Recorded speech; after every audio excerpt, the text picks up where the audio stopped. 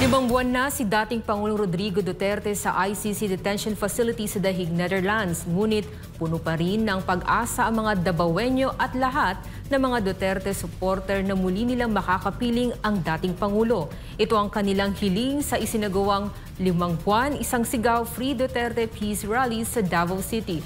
Narito ang buong ulat mula kay Vic Tahod.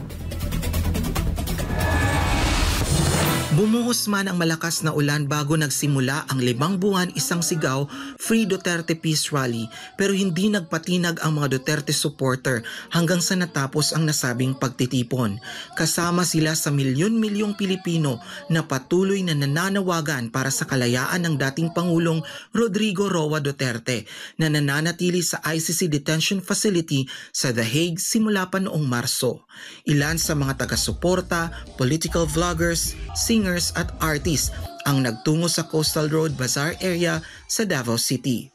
Naniniwala sila na politika lamang at walang katotohanan ang mga paratang laban sa dating Pangulo.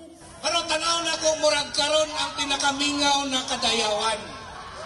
Karon pa wala katambong si Tatay Digong.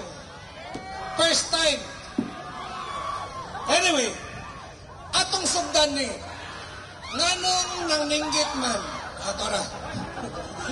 Atong sugdan ni ngano na priso man si Tatay Digong.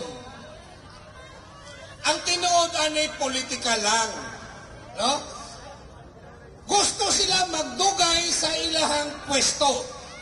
Naghimo sila PI, kay hinungdon mo sa PI, People's Initiative.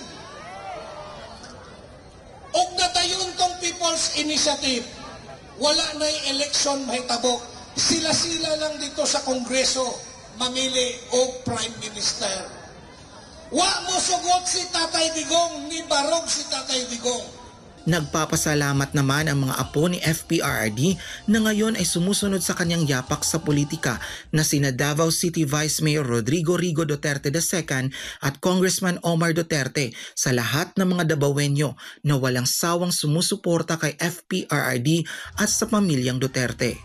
Personal ko ni Anhe dire kay gusto yun ako personal magpasalamat sa inyo ha na naghatag og dugma og suporta o niya naghatag po og oras para makaadto diri. Salamat jud kaayo.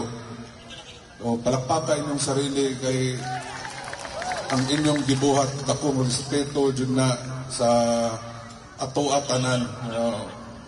O niya sakit man huna-hunaon na 5 months na naka-detain, illegally detained si Presidente Rudy sa The Hague.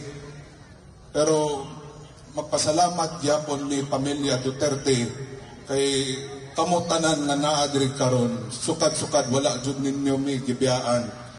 Musalamat na lang kita karon kay gina-question na ang gobyerno. Dito mo sugtana kanang ani lang wala inyo normal dili ni tama. Dumalo rin si Senator Bongo na nagsabing mahalaga ang pananalangin para sa kalusugan ng dating Pangulo at ang pagpapatuloy ng laban para sa kanyang kalayaan. Kaya hangyo lang ko sa inyo, huwag mo tayo tumigil na ipaglaban si Tatay Digong. Ako, I am for peace and unity aning kalibutan na. Di ko gusto samok pero importante sa ako makauli sa si Tatay Digong dire sa atong nason. Bring Tatay Digong home. Hangyo ko sa inyo. Siya kita. Duterte! Duterte! Duterte! Duterte! Duterte! Duterte! Duterte! Isa sa mga tampok ng pagtitipon ang drone formation sa Himpapawid na nagpakita ng mukha ng dating Pangulo at ang mensaheng "We will never stop until he is home."